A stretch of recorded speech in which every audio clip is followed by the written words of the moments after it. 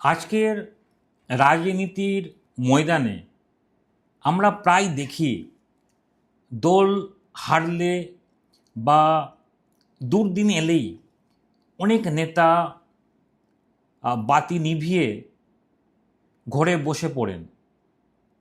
কেউ বা নৌকা বদলে অন্য পাড়ে চলে যান।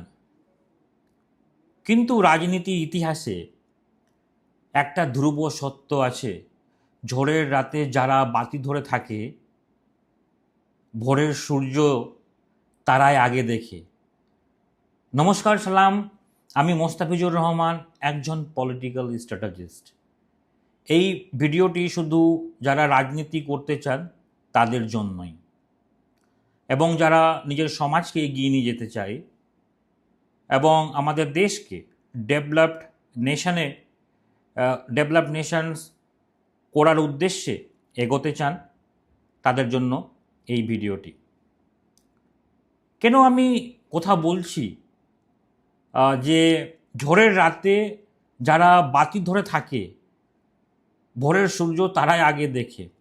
কারণটা কি? কারণ রাজনীতিতে আপনার আসল পরীক্ষা আপনার সুসময়ে হয় না, কিন্তু সেটা হয় আপনার দুঃসময়ে। ঝড়ের রাতে মানে হলো আপনার দলের পরাজয় এবং আপনার বিরুদ্ধে কুৎসা কিংবা আপনার সংগঠনে ভাঙন। এই কঠিন সময়ে যে কর্মী বা নেতা ভয় না পেয়ে নিজের আদর্শের বাতিটা জ্বলিয়ে রাখে, সুদিনে এলে সাধারণ মানুষ এবং দল সবার আগে তাকেই পুরস্কৃত করে, এটা কিন্তু মনে রাখবেন।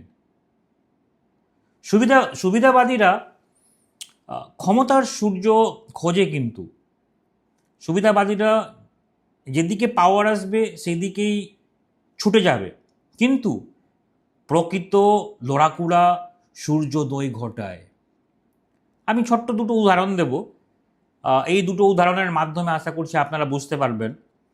ভারতীয় জনতা পার্টি 1984 সালের লড়াই, 1984 সালে লোকসভা নির্বাচনের কথা ভাবুন। তখন বিজেপি মাত্র দুটি আসন পেয়েছিল। সেটি ছিল দলের জন্য সব থেকে বড় ঝড়ের রাত। অনেকে ভেবেছিল এই দল হয়তো শেষ হয়ে যাবে, কিন্তু সেই অন্ধকারে অটল বিহারী বাজপেয়ীজি এবং লাল কৃষ্ণ আদবানিজির মতো নেতারা আদর্শের বাতি ধরে রেখেছিলেন। কিন্তু সবাই জানেন, যারা রাজনীতি নিয়ে গবেষণা করেন, তারা হার মেনে পালিয়ে যাননি বা অন্য দলের যোগ দেননি। তাদের সেই এক দশকেরও বেশি সময়ে একনিষ্ঠ সংগ্রাম করেছেন। 1996 সালে ভোরের সূর্য উঠেছিল এবং বিজেপি প্রথমবার ক্ষমতায় এসেছিল। যারা সেই ঝড়ের রাতে বাতি ধরে রেখেছিল বা বাতি ধরে রেখেছিলেন, তারাই ভারতের ইতিহাসে শ্রেষ্ঠ আসনে বসেছেন। সুতরাং একটা আরও উদাহরণ দিতে চাই, যেটা আপনার সেন্স আরও ক্লিয়ার হয়। উইনস্টন চার্চিলের ব্যাপারে আশা করছি জানেন। দ্বিতীয় বিশ্বযুদ্ধের শুরুর দিকের কথা আমি বলতে চাই, বা আপনি এটা ভাবতে পারেন শুরুর দিকে কি হয়েছিল। নৎসি বাহিনী আপনার যখন নৎসি বাহিনীর আক্রমণে পুরো ইউরোপ প্রায় ধ্বংস হয়ে গেছিল, কিন্তু মানে প্রায় ব্রিটেনের অনেক বড় নেতা তখন জার্মানির কাছে আত্মসমর্পণ করতে চেয়েছিলেন, অনেক নেতা ব্রিটেনের। কিন্তু চার্চিল সেই ঘোর আমাবস্যায় দাঁড়িয়ে বলেছেন, আমরা হার মানব না। তিনি ঝড়ের রাতেও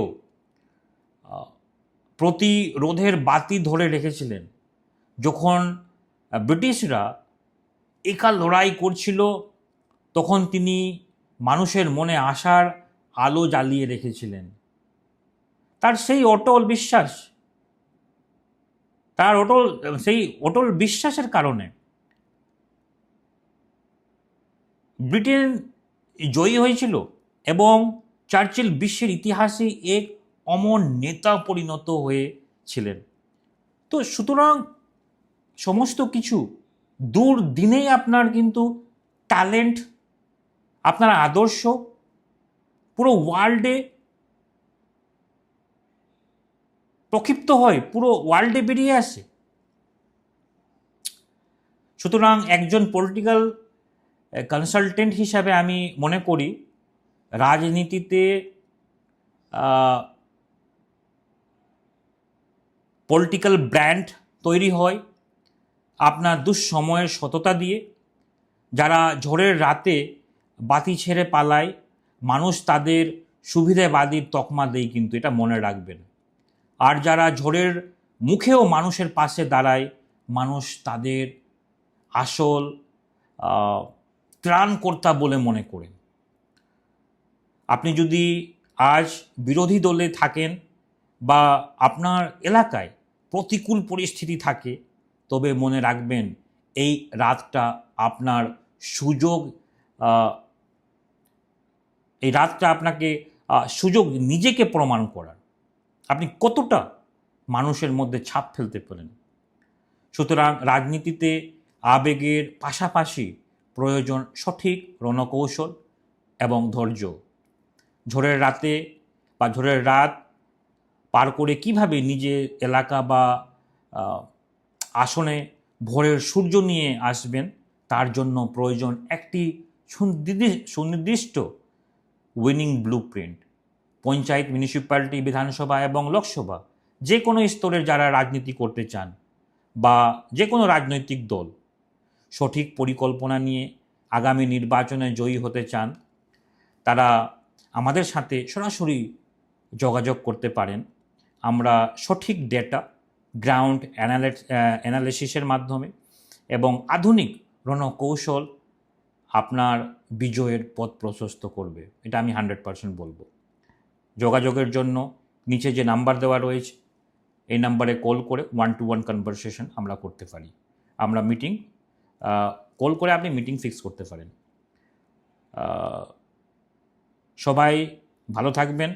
মনে রাখবেন, রাত যতই গভীর হয়, ভোরের সূর্য তত কাছে আসে। মনে রাখবেন। আজকে এতটুকুই। নমস্কার।